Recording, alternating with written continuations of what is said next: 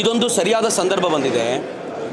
ಸುಜಾತಾ ಭಟ್ರು ತಪ್ಪೊಪ್ಪಿಗೆ ಕೊಟ್ಟ ನಂತರ, ಹೇಳಿಕೆಯನ್ನು ಕೊಟ್ಟ ನಂತರ, ಅದನ್ನು ತೀಡುವ ಅನೇಕ ಪ್ರಯತ್ನಗಳು ನಡೆದ ನಂತರ ಅನೇಕ ಬೆಳವಣಿಗೆಗಳಾಗಿವೆ. SIT ಇವತ್ತು ಮಾಸ್ಕ್ ಮ್ಯಾನನ್ನು ಬಂಧಿಸಿ ಆತ ಯಾರು ಅನ್ನೋದನ್ನೆಲ್ಲ ಹೊರಗೆ ಹಾಕಿದ ನಂತರ ನಂಗೆ ಗೊತ್ತಿದೆ ಮಾಧ್ಯಮಗಳು ಬಿಡೋದಿಲ್ಲ, ಇನ್ನೂ ಹೆಚ್ಚು ರಿಸರ್ಚ್ ಮಾಡ್ತವೆ, ಅವರ ಆಳಕ್ಕೆ ಹೋಗಿ ಹೊರಗೆ ತೊಗೊಂಡು ಬರುತ್ತೆ. ಆದರೆ ಇವೆಲ್ಲದರ ನಡುವೆ ಭಾಳ ದೊಡ್ಡ ಹೊಡೆತ ಆಗಿರೋದು ನನ್ನಂಥ ಸಾವಿರಾರು ಲಕ್ಷಾಂತರ ಕೋಟ್ಯಾಂತರ ಹಿಂದೂಗಳ ಶ್ರದ್ಧೆಗೆ ಧಕ್ಕೆ ಬಂದಿದೆ.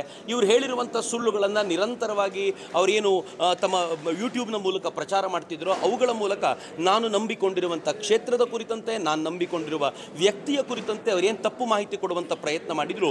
ಈಗ ನಮಗೆಲ್ಲರಿಗೂ ಅರ್ಥ ಆಗ್ತಾ ಇದೆ, ಇದು ಒಬ್ಬರ ಮೇಲಲ್ಲ, ಈ ಹಿಂದೆಯೂ ಕೂಡ ಅನೇಕರ ಮೇಲೆ ಇಂಥ ಪ್ರಯತ್ನ ನಡೆದಿದೆ. ಸದ್ಗುರುವಿನ ಮೇಲೆ ಈ ಥರ ಪ್ರಯತ್ನ ನಡೆದಿದೆ, ಶ್ರೀ ರವಿಶಂಕರ್ ಅವರ ಮೇಲೆ ಈ ಥರದ ಪ್ರಯತ್ನಗಳಾಗಿವೆ, ರಾಘವೇಶ್ವರ ಭಾರತಿಗಳ ಮೇಲೆ ಈ ಥರದ ಪ್ರಯತ್ನಗಳಾಗಿವೆ. ಇವೆಲ್ಲ ಪ್ರಯತ್ನಗಳನ್ನು ನೋಡುವಾಗ ಇದು ಇನ್ನೂ ಮುಂದುವರಿಬಾರ್ದು, ಹಿಂದೂಗಳ ತಂಟೆಗೆ ಇವರು ಬರಬಾರ್ದು, ಬೇಕಂತ ಈ ಥರದ ಒಂದು ಷಡ್ಯಂತ್ರ ರೂಪಿಸಬಾರ್ದು ಅಂತ ಆದರೆ ಹಿಂದೂಗಳು ಜೊತೆಗೂಡಬೇಕು ಎನ್ನುವಂಥ ಪ್ರಯತ್ನವನ್ನು ನಾವೆಲ್ಲರೂ ಮಾಡ್ತಾ ಇದ್ದೀವಿ.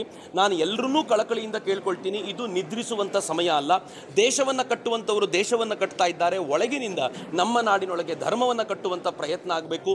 ಸರ್ಕಾರ ಇನ್ನೊಂದು 15 ದಿನ ಕಳೆದ ನಂತರ ಈ ಇಡೀ ಕೇಸನ್ನು ಮುಚ್ಚಾಕುವಂಥ ಅಥವಾ ಸೈಲೆಂಟ್ ಮಾಡುವಂಥ ಪ್ರಯತ್ನವನ್ನು ಮಾಡಿದ್ರೂ ಮಾಡಬಹುದು. ಬಟ್ ಈಗಿನವರೆಗೂ ತುಂಬ ಚೆನ್ನಾಗಿರುವಂಥ ದಿಕ್ಕಿನಲ್ಲಿ ಹೋಗ್ತಾ ಇದೆ.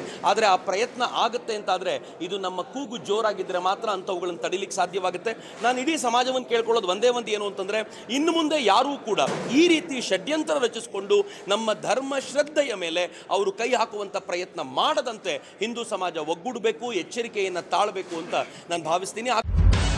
ನಿಖರ ಸುದ್ದಿ, ಸದಭಿರುಚಿಯ ಕಾರ್ಯಕ್ರಮ. ನೀವು ನೋಡ್ತಾ ಇದ್ದೀರಾ ಕಹಳೆ ನ್ಯೂಸ್, ಸಮಾಜದ ಜಾಗೃತಿಗಾಗಿ ವಸ್ತುನಿಷ್ಠ ವರದಿ.